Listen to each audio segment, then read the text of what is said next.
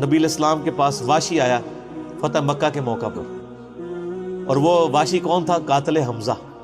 اوئے ہوئے، حمزہ نبی علیہ السلام کے صرف چچا نہیں تھے بلکہ بھائی بھی تھے، دو شریک اور ہم عمر بھی تھے، دوست بھی تھے۔ واشی کو حضرت بلال نے سفارش کروائی کہ یا رسول اللہ میرے کہنے پہ معاف کر دیے جائے۔ واشی پیش ہوا، فرمایا واشی یا رسول اللہ قاتل حمزہ، یا رسول اللہ تیرا ایمان قبول ہے، لیکن کیا تو ایسا کر سکتا ہے کہ اپنی شکل مجھے نہیں دکھا؟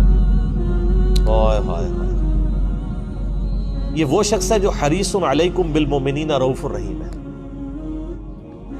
لیکن چچا کے معاملے میں، اور وہ چچا ایسا نہیں جو صرف چچا ہی تھا، وہ دین کا مجاہد تھا، دین کے لیے کنٹریبیوشن تھی۔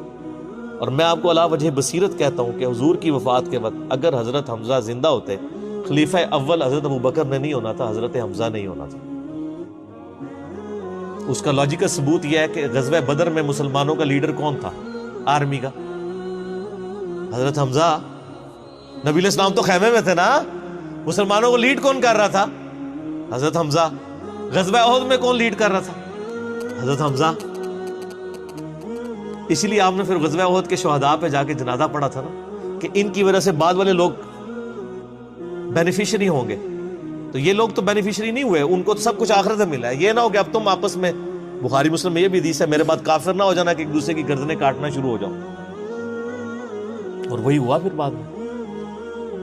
تو نبی علیہ السلام نے قاتل حمزہ کو معاف کیا، اور فرمایا پوری زندگی پھر واشی سامنے نہیں آیا حضور کے، حالانکہ آپ کو تو اللہ نے گارنٹی دی ہے حریص علیکم بالمؤمنین رؤوف الرحیم۔ نبی علیہ السلام مومنین پر رؤوف بھی ہیں، رحیم بھی ہیں۔ اب میں تھوڑی سی انجینئرنگ کرتا ہوں کہ انسان کو اپنے چچا سے زیادہ محبت ہوتی ہے یا اپنی اولاد سے؟ مطلب اس پہ تو کوئی دوسری رائے نہیں ہے۔ جن جن کے بچے ہیں، یعنی میرے بھی اپنے بچے ہیں، آپ میں سے بھی اکثر لوگ شادی شدہ بیٹھے ہیں، آپ خود انالیسس کر لیں، بلکہ اولاد تو بعض کا انسان کو ماں باپ سے آگے ہو جاتی ہے۔ تو جن لوگوں نے حضرت حمزہ کے ساتھ ظلم کیا اور ان کو قتل کیا، ان کا ایمان قبول نہیں کیا گیا۔ تو جن لوگوں نے حضرت حسین ابن علی کے ساتھ ظلم کیا، یا حضرت علی ابن ابی طالب کو تکلیفیں دی ہیں جو حضور کے بچوں کی جگہ تھے، ان کے بارے میں آپ ایکسپیکٹ کر سکتے ہیں کہ نبی علیہ السلام کے دل میں ان کے بارے میں کوئی محبت کے جذبات ہو؟ Not at all.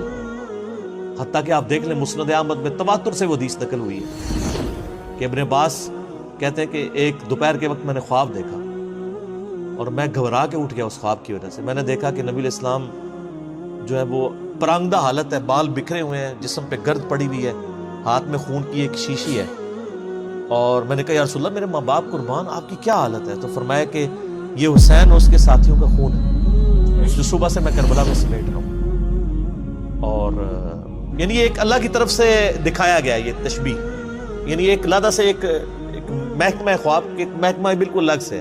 آپ مجھے خواب میں آئے تو آپ کو نہیں پتا ہوگا کہ آپ میرے خواب میں آئے، یہ اللہ تعالیٰ تمثیلاً دکھاتا ہے۔ اور نبی علیہ السلام کو خواب میں دیکھ رہا ہے کون؟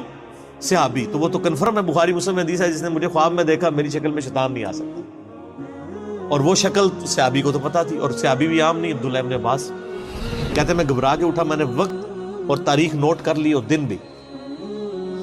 کئی ہفتوں بعد پتا چلا کہ اسی دن 10 محرم 61 ہجری میں حضرت حسین ابن علی کو شہید کیا گیا۔ تو حسین ابن علی کی وفات کے اوپر یہ ابن عباس کو خواب میں آنا حضور صلی اللہ علیہ وسلم نے انڈیکیٹر دے دیا نا۔ اسی حدیث کو نقل کر کے اسماعیل دہلوی، جس کو دیوبند اور اہل حدیث جو اس وقت پریکٹیکلی یعنی ایک سمجھ لیں کہ یزید کے ٹھیکیدار بنے ہوئے ہیں اس کے دفاع کے اوپر، ان کے مشترکہ امام ہے اسماعیل دہلوی، شاہ ولی اللہ دہلوی کا پوتا۔ اس نے جو کتاب لکھی ہے نا تقویت الایمان، جس میں گستاخیاں بھی ہیں،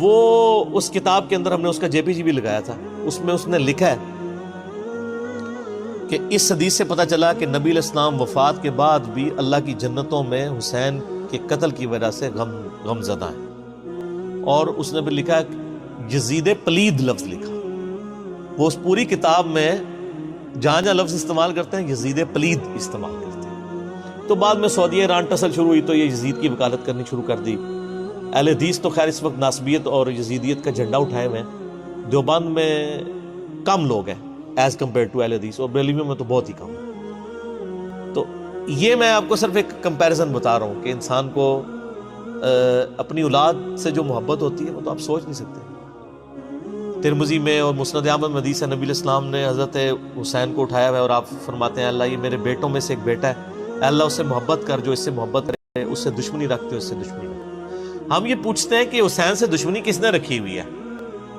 ذرا پوائنٹ آؤٹ کریں نا، کیا یہ تھریٹیکل بات ہے؟ تھی نا دشمنی، آج تک ہے، اس زمانے میں بھی تھی، تو وہ ان لوگوں کو پھر ان کے ساتھ کیا معاملات ہوں گے؟ باقی واقعہ کربلا والا ریسرچ پیپر 5B پڑھ لیں تو آپ کو معاملات کلیئر ہو جائیں گے۔ تو یہ غل کے اوپر میں نے بات کی، اور اس کے اوپر بعض لوگوں جو ہیں وہ